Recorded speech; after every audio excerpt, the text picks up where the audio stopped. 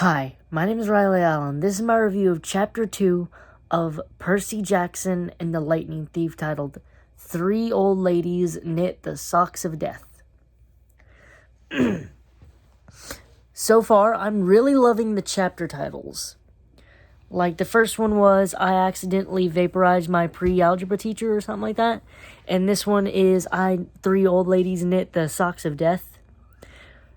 The chapter titles get 10 out of 10 for creativity. I love the chapter titles. And I've read the future ones, and honestly, pretty good, pretty funny. So we start off by kind of getting the effects of Sharon and Grover's gatekeep, gaslight, and girl bossing poor Percy. You know, as he very much saw the Fury, very much killed the Fury, and has very much got PTSD from that Fury. Because now he's waking up in cold sweats because he's scared that the Fury is going to come out and, slice him with his talons.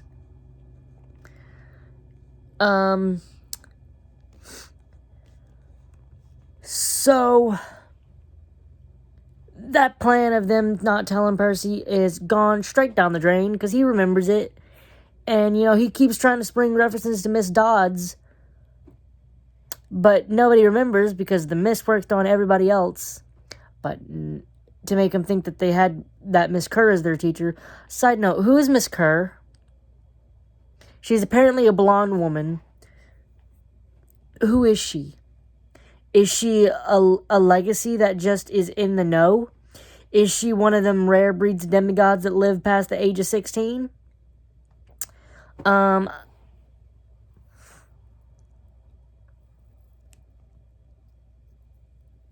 don't know. So we kind of have a thing where Percy's, studying. He's thinking about all the things he's going to miss. He's going to miss Grover.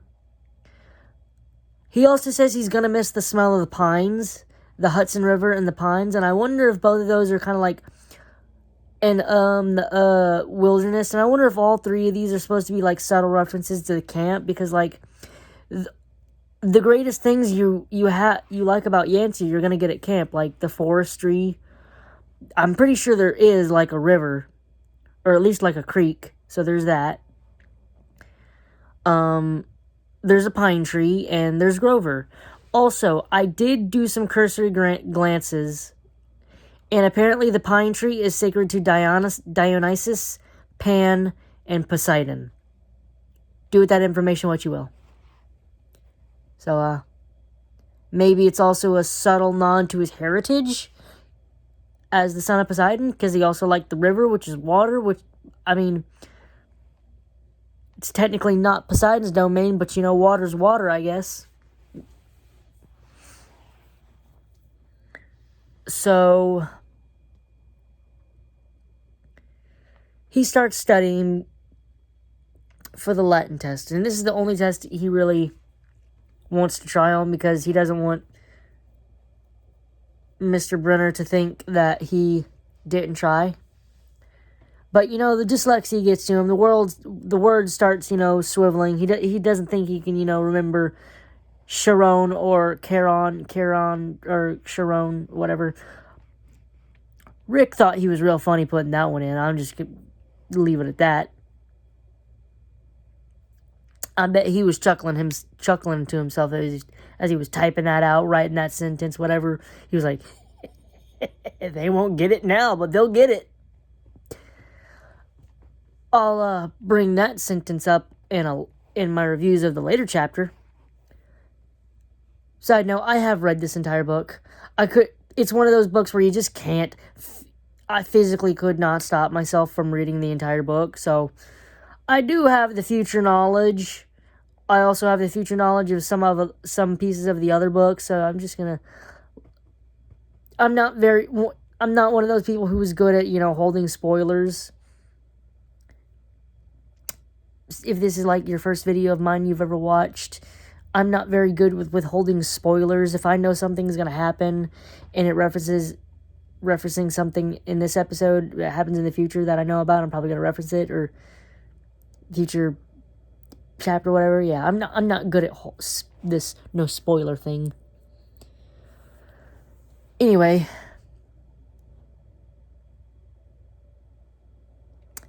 so he goes to talk to Mr. Brunner, and he sees Grover and Mr. Brunner talking behind his back, which is not something you really want to hear. You know, your best friend talking with your favorite teacher behind your back. Like, come on, dude. What the hell's this? They mention the summer solstice and the winter solstice, I suppose. Maybe the winter solstice. They mention, you know, that needing to wait for Percy to mature some more.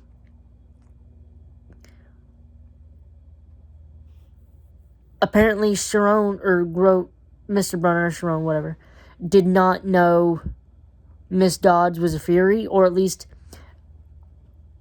you can interpret that way. He says, I should have seen her for what she was. I interpret this, you can interpret this as he did not know she was a monster until, like, right at the end.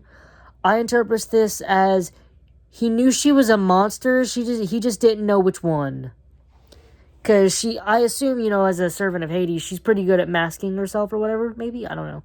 Maybe I'm bullshitting, I don't know. So, Percy ends up skedaddling, and, you know, back to the room where he meets up with Grover again, who apparently can act. He just can't lie for shit, but he can act. The weather starts getting worse, and, you know, Percy starts getting angry, which I think kind of implies he's kind of really in tune with the storms, and what I wonder if he's just, like, getting angry from the storms, or I don't know. Like, the storms are, of course, you know, like Poseidon and Zeus. And, you know, is the storm and the anger of Poseidon, you know, bleeding into the storm was probably created due to the anger of Poseidon. And since Percy is, you know, kind of attuned to, like, storms or what, maybe has some Stormbringer powers, he notices the storm, which was created out of anger, so he's getting irritable. Anyway, it cost him his place at Yancey because he ends up calling his English teacher an old sot, which means an old drunk. Which is funny. Dude deserved it. Like, he was like, why are you too lazy not to study for a spelling test?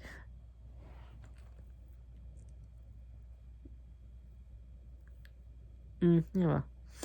Then, you know, he finishes his Latin exam, and then Mr. Brunner calls him up and tries to give him his pep talk. You know, in hindsight, with knowledge of the future, you know, you understand what he's trying to say, but, like, Percy's not going to know this, and worse enough, he's like, you know, this isn't the place you should be.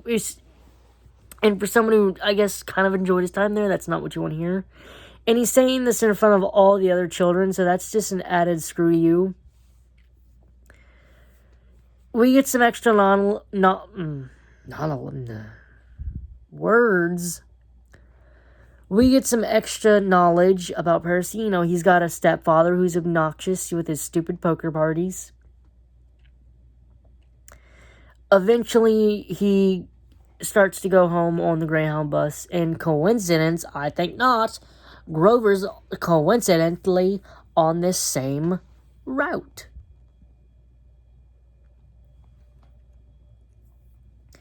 So, Percy cuts the shit and just tells him, I overheard your conversation. So, Grover hands him his calling card. Also, another thing we heard in the conversation between Grover and Brunner was Grover saying, I can't fail another time. And this is something I kind of picked up on my second read. For some reason, I breezed past it. It says that every time they left Yancey, Grover seems to, you know, have his head on a swivel, like, always expecting something to come attack. And Percy just assumed that it was because he was worried about bullies. But it's not. And he's mentioned, but there's no one on the bus to tease him. It's Grover trying to look out for monsters to protect Percy. I love that. I love this. I loved that. So, Percy cuts the shit, tells him about the overheard conversation. And Grover's like, tries to, hand him the calling card. And, Percy's kind of self-conscious about his wealth, I suppose. Yancey was, I guess, a rich school for rich troublemakers. So he kind of assumed with the calling card, the business card, he assumed Grover was a rich guy, and he kind of got, self-conscious, I suppose, maybe. Kind of inadvertently insulted Grover. He didn't mean to insult him so much, but, it kind of came out. And then Grover said, I'm your protector. I meant to protect you. And then he's like, protect me. And he goes on to think about how he got into fights protecting Grover. How he lost sleep worrying about how Grover would survive another year. God. Man. Percy is a good friend. Getting into fights to protect your crippled best friend. Losing sleep over it. Although I kind of suspect the Miss Dodds of it all kind of didn't help the losing sleep thing. But, there is that. So the bus breaks down and we see these 3 old ladies at a fruit stand. Grover, and they're holding a thread and some scissors. Grover is freaking out. He's trying to get Percy into the bus, but it's kind of really useless. It's very much implied that these are the Fates. And if the Fates want you to see something, you're going to see it. And they want Percy to see this cord being snipped. So he sees the cord being snipped, and like magic, the bus is fixed. Which, basically implies that the Fates were the one that fucked the bus over. But, So, Grover is kind of freaking out,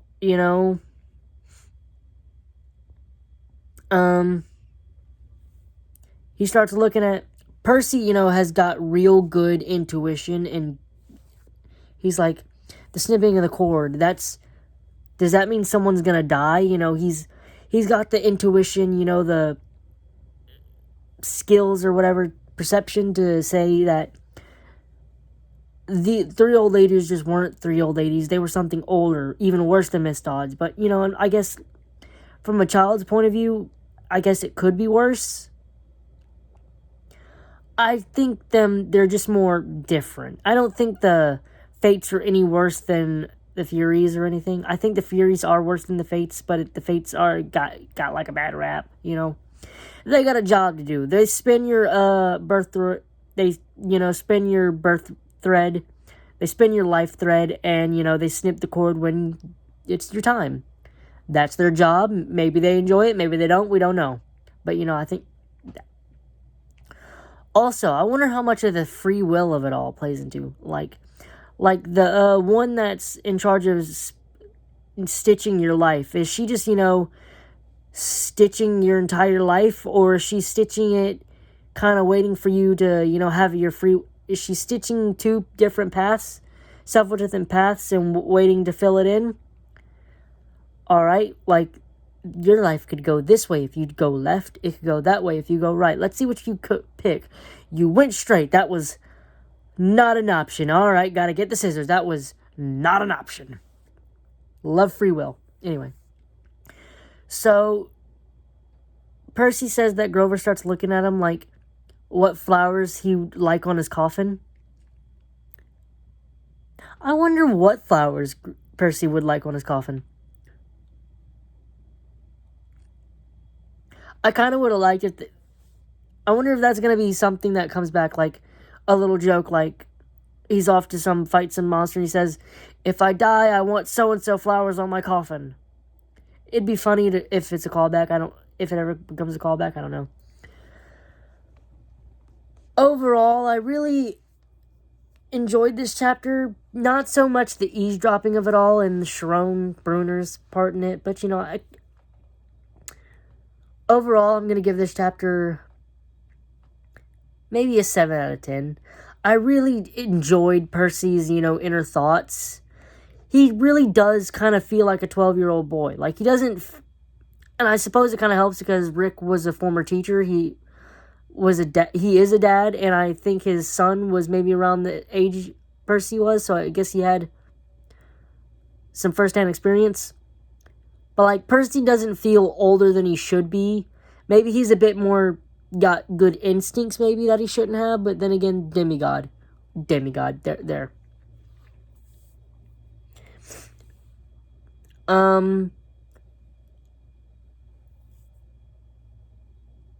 I'll stick with my 7 out of 10. Thanks for watching the video. Leave a like, comment, subscribe if you want, and I'll see you in the next video.